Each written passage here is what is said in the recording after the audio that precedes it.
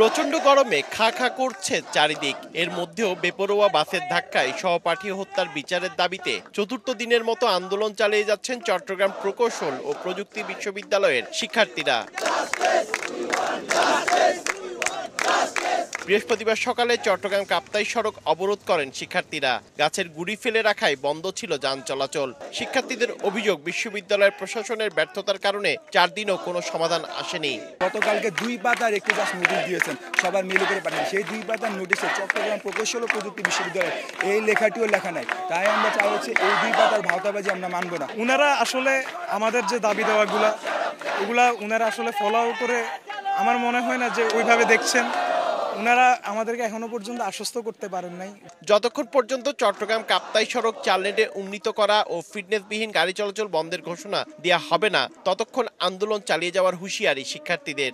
লিখিতভাবে আমাদের দাবিগুলো যতক্ষণ ভাবে মানা না হচ্ছে, আমরা কোনো প্রকার ক্লাস বা যে কোনো কিছু বর্জন করবো। আমাদের ভাইদের মৃত্যুর যেই দাবি, আমরা সেটা চালিয়ে যাব।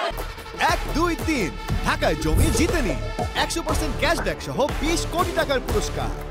এদিকে শিক্ষার্থীদের সঙ্গে বারবার আলোচনা করে সমাধানের চেষ্টা করা হলো, তা সম্ভব হচ্ছে না বলে জানান বিশ্ববিদ্যালয়ের ছাত্র কল্যাণ পরিচালক। আমাদের একাডেমিক কাউন্সিলের যেটা সিদ্ধান্ত যে আমরা 20-25 জায়গায় 50 জন হইলে আমরা হয়তো বুঝাইতে পারতাম, একাডেমিক কাউন্সিলকে প্রশাসন বুঝাইতে পারতো যে আচ্ছা ওরা একটু বেশি এসেছে বা বেশি আসতে চায়।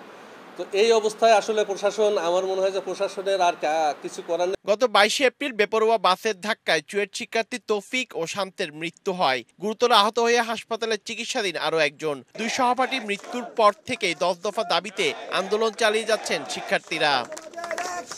পার্থ প্রতিম বিশ্বাস, সময় সংবাদ, চট্টগ্রাম।